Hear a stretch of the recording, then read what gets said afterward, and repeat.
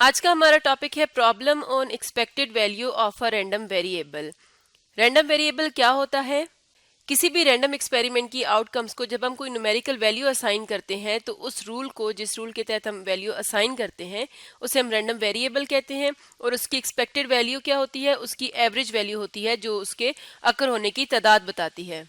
तो आज की वीडियो में हम रैंडम वेरिएबल की एक्सपेक्टेड वैल्यू से रिलेटेड कुछ प्रॉब्लम्स को सॉल्व करेंगे। पहला प्रॉब्लम देखते हैं। Suppose that an unfair die is rolled and we obtain empirically the following probability distribution for x.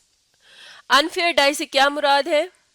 यानी इसकी जितनी भी आउटकम्स होंगी ये आपस में इक्वली लाइकली नहीं होंगी, उन सब की प्रोबेबिलिटी डिफरेंट होगी।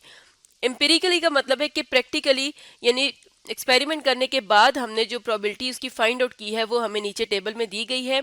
1 का मतलब ये है कि 1 डॉट आने की प्रोबेबिलिटी जो प्रैक्टिकली या एम्पिरिकली हमने फाइंड आउट की है वो 0.14 है।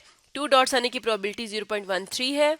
इसी तरह 3 डॉट्स आने की प्रोबेबिलिटी 0.18 है। 4 डॉट्स की 0.20, 5 डॉट्स की 0.11 और 6 डॉट्स की 0.24 प्रोबेबिलिटी हमें प्रैक्टिकली मिली है।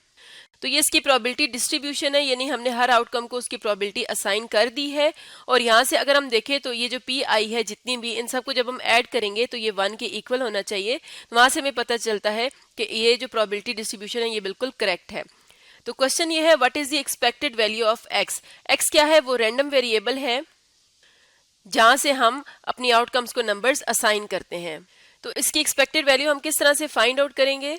एक्सपेक्टेड वैल्यू को फाइंड आउट करने का फॉर्मूला ये है कि हम ई ऑफ एक्स लिखेंगे और इसकी एक्सपेक्टेड वैल्यू इस तरह से फाइंड आउट करेंगे कि जो भी आउटकम को नंबर असाइन हुआ है, यानी जो एक डॉट था उसको हमने नंबर असाइन किया है 1, 2 डॉट्स आने की जो प्रोबेबिलिटी थी वो 0.13 है और 2 डॉट्स को हमने नंबर असाइन किया है 2। तो जो भी इसकी न्यूमेरिकल वैल्यू है उसको हम उसकी प्रोबेबिलिटी से मल्टीप्लाई करते जाएंगे और आखिर में रिजल्ट को ऐड करेंगे। यानी 1 डॉट आने का जो हमने न्यूमेरिकल वैल्यू असाइन की थी वो 1 है और इसकी प्रोबेबिलिटी हमें दी गई है 0.14 प्लस 2 डॉट्स आने के लिए जो नंबर हमने असाइन किया हुआ है वो है 2 और उसकी प्रोबेबिलिटी है 0.13 प्लस 3 डॉट्स आने की प्रोबेबिलिटी है 0.18 प्लस 4 डॉट्स आने की प्रोबेबिलिटी है 0.20 प्लस 5 डॉट्स आने की प्रोबेबिलिटी है 0.11 और प्लस 6 डॉट्स आने की प्रोबेबिलिटी है 0.24। अब हम इन तमाम प्रोबेबिलिटीज को नंबर्स के साथ मल्टीप्लाई करते जाएंगे और आखिर में रिजल्ट को ऐड कर देंगे। तो पहले हमारे पास आ जाएगा 1 मल्टीप्लाई बाय 0.14 तो ये आ जाएगा 0.14 प्लस 2 मल्टीप्लाई बाय 0.13 तो ये आ जाएगा 0.26 प्लस 3 मल्टीप्लाई बाय 0.18 तो ये आ जाता है 0.54 प्लस 4 मल्टीप्लाई बाय 0.20 तो ये आ जाएगा 0.80 प्लस 0.55 प्लस 1.44। अब हम इन तमाम वैल्यूज को ऐड कर लेंगे तो हमारे पास आ जाएगा 3.73। तो ये हमारे पास एक्सपेक्टेड वैल्यू आ गई एक्स की, जो कि हमारा रैंडम वेरिएबल है। तो इस बात का मतलब ये है कि एक्सपेक्टेड वैल्यू हमें एवरेज वैल्यू देती है या मीन वैल्यू देती है नंबर ऑफ डॉट्स की, कि अगर हम ज्यादा एक्सपेरिमेंट्स कर रहे हैं तो पर एक्सपेरिमेंट हमारे पास जो एवरेज वैल्यू आएगी डॉट्स की वो 3.73 होगी। यानी इस बात का मतलब ये है कि हमारे पास 3 और 4 डॉट्स की जो एवरेज वैल्यू है वही रहेगी। कभी भी हमारे पास डेसिमल में डॉट्स नहीं आ सकते, लेकिन जो भी हमारे पास आउटकम्स होंगी वो अगर हम लॉन्ग रन में देखें या ज्यादा एक्सपेरिमेंट्स में देखें तो उनकी एवरेज जो है वो 3.73 के आसपास रहेगी। तो एक्सपेक्टेड वैल्यू हमें एक एवरेज नंबर दे देती है जो कि हमें पर एक्सपेरिमेंट ये बताती है कि हमारे पास जो रैंडम वेरिएबल है उसकी एक्सपेक्टेड वैल्यू क्या होगी। इसी तरह से एक और प्रॉब्लम देखते हैं। प्रॉब्लम है हमारे पास a carton of 20 calculator batteries contains 2 dead ones, यानी हमारे पास बैटरीज का कार्टन है जिसके अंदर 20 बैटरीज हैं, उनमें से 2 जो हैं वो डेड बैटरीज हैं। A random sample of 3 is selected from the 20 and tested. उसमें से हमने 3 बैटरीज सिलेक्ट की हैं 20 में से और उन्हें टेस्ट किया है। Let X be the random variable, यहाँ पर रैंडम आएगा, random variable associated with the number of dead batteries found in the sample. तो एक्स हमारे पास रैंडम वेरिएबल है जो कि हम डिफाइन कर रहे हैं, वो क्या है? Number of dead batteries. ये हमारा रैंडम वेरिएबल होगा फाउंड इन अ सैंपल। तो पार्ट ए है find the probability distribution of x और पार्ट बी है find the expected number of dead batteries in a sample. तो सबसे पहले हमने क्या करना है, रैंडम वेरिएबल x के लिए हमने प्रोबेबिलिटी डिस्ट्रीब्यूशन फाइंड आउट करनी है। तो हम पार्ट ए को पहले सॉल्व कर लेते हैं। टोटल हमारे पास 20 बैटरीज हैं जिनमें से 2 डेड हैं और 3 हमने सेलेक्ट करनी है।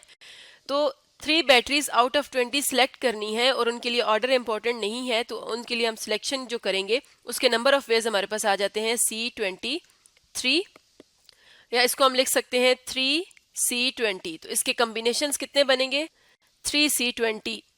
तो यहाँ पर 3C20 हमें total number of simple events देगा जो कि हमारे पास प्रोबेबिलिटी डिस्ट्रीब्यूशन में आ जाएंगे और ये तमाम सिंपल इवेंट्स आपस में इक्वली लाइकली होंगे। अब हम कौन से नंबर्स में इंटरेस्टेड हैं कि किसी भी सैंपल में से हम 3 बैटरीज को पिक कर रहे हैं जिसमें या तो 0 बैटरीज डेड होंगी या 1 बैटरी डेड होगी या 2 बैटरीज डेड होंगी। तो 0, 1 और 2 ये 3 वैल्यूज हैं जिनमें हम इंटरेस्टेड हैं।